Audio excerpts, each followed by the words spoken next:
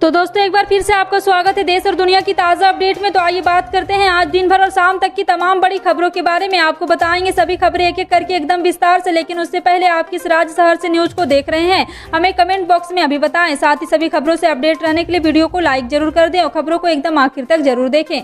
दोस्तों आज का लाइक टारगेट है 1000, आशा करते हैं आप इसे पूरा जरूर करेंगे। तो चलिए फिर फटाफट से लाइक करते हुए जान लेते हैं दिन भर की 25 बड़ी खबरों को।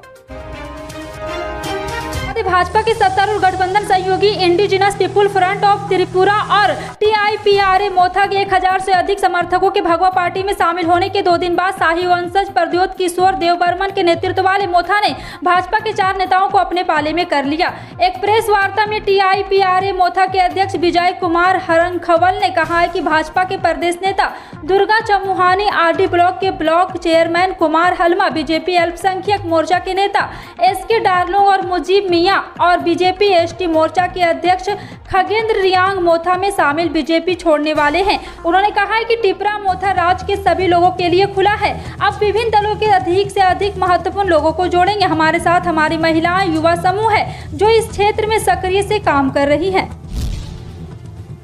बिहार के मुख्यमंत्री नीतीश कुमार ने कथित तौर पर शनिवार को दिल्ली में केंद्रीय कानून मंत्रालय द्वारा बुलाई गई मुख्यमंत्रियों की बैठक में नहीं जाने का फैसला किया है। उन्होंने अपने कानून मंत्री से मीटिंग अटेंड करने को कहा है। दिल्ली के इस मीटिंग में शामिल होने से नीतीश कुमार के इनकार को एक संकेत के रूप में देखा जा रहा है। उन्होंने सहयोगी बीजेपी के रुख से नाराज बताया जा रहा है, क्योंकि बीजेपी विभिन्न नेताओं के हालिया बयानों में उनकी जगह भाजपा का मुख्यमंत्री बनाने का सुझाव दिया गया था।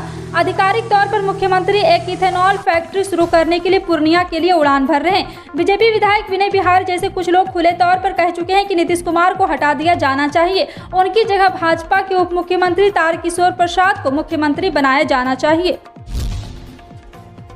देश के कई राज्यों में कोयले की कमी के चलते बिजली में कटौती की जा रही है। इसे लेकर दिल्ली के ऊर्जा मंत्री सत्येंद्र जैन ने कहा है कि पूरे देश में कोयले की भयंकर कमी है, कोई बैकअप नहीं है, बिजली स्टोर नहीं की जा सकती है। आज काफी जगह 1 दिन का ही कोयला बचा है, जबकि 21 दिनों का होना चाहिए। दिल्ली के अंदर हमारी कोई पेमेंट पेंडिंग नहीं है। केंद्र सरकार कोयले के रैक्स बढ़ाए, कोऑर्डिनेशन की कमी है, इसको ठीक करना होगा। उन्होंने आगे कहा है कि पूरे देश के अंदर कोयले की भयंकर कमी है और उसका सबसे बड़ा कारण है कि जो रेलवे के रैंक है, जो ट्रेनें होती है उनकी उपलब्धता कम और कोयले की कमी भी है। उसके वजह से पूरे देश के अंदर जितने भी पावर प्लांट है उनके अंदर कोयले की बहुत गंभीर समस्या है। प्रधानमंत्री नरेंद्र मोदी ने वीडियो कॉन्फ्रेंसिंग के जरिए आज गुजरात के सरदार धाम द्वारा आयोजित ग्लोबल पाटीदार व्यापार सम्मेलन का उद्घाटन किया। इसके बाद उन्होंने अपना संबोधन दिया।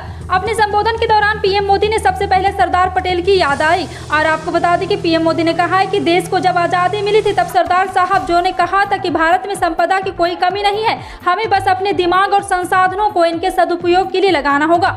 आने वाले 25 सालों के लिए जब हम एक संकल्प के साथ निकले हैं तो हमें सरदार साहब की इस बात को भूलना नहीं चाहिए। प्रधानमंत्री नरेंद्र मोदी ने पेट्रोल डीजल की कीमतों को लेकर विपक्ष पर निशाना साधा है। प्रधानमंत्री ने बुधवार को मुख्यमंत्रियों के साथ बैठक में कहा है कि पिछले साल नवंबर में केंद्र ने उत्पाद शुल्क में कटौती की थी और राज्य सरकार से भी वैट कम करने का आग्रह किया था, लेकिन कई राज्यों ने इस पर ध्यान नहीं दिया। प्रधानमंत्री मोदी ने इसे जनता के साथ अन्याय बताया है और पेट्रोल और डीजल से सरकारों की कमाई हर साल बढ़ रही है, चाहे केंद्र हो या राज्य की सरकार। पिछले 7 साल में दोनों की आय में भारी इजाफा हुआ है।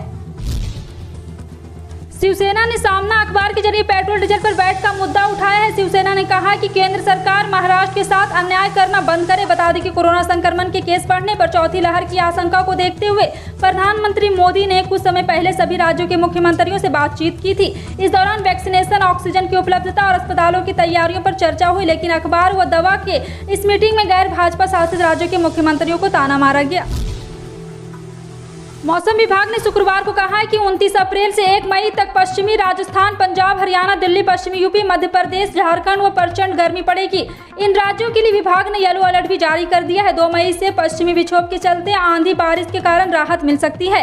IMD के मौसम वैज्ञानिक RK जैनमानी ने शुक्रवार को पहर बताया कि आज भीषण गर्मी महसूस की जा रही है। अगले 24 से 48 घंटे तक ऐसी ही बनी रहेगी।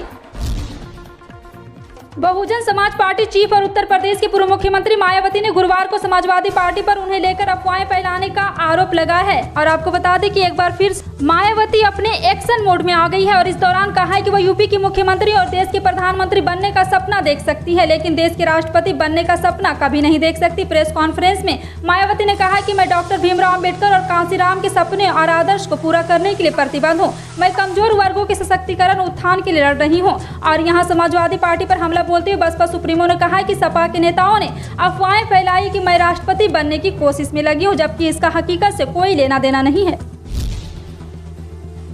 राजस्थान के मुख्यमंत्री अशोक गहलोत ने बृहस्पतिवार को कहा कि प्रधानमंत्री नरेंद्र मोदी एक बार फिर से महंगाई के मुद्दे पर सभी मुख्यमंत्रियों के साथ बैठक करेगी और सबकी बातें सुने। गहलोत के अनुसार महंगाई के साथ ही केंद्रीय प्रवर्ती योजनाओं, जीएसटी, जल जीवन मिशन इत्यादि समेत अनेक गंभीर मुद्दों पर सभी राज्यों का केंद्र सरकार से संवाद आवश्यक है। उन्होंने ट्वीट किया है कि प्रधानमंत्री ने कोरोना को लेकर वीडियो कॉन्फ्रेंसिंग के जरिए बैठक की और इस बैठक में केवल 5 मुख्यमंत्रियों को अपनी बात रखने का मौका दिया। गहलोत के अनुसार पूरे देश भर में महंगाई से जनता त्रस्त है।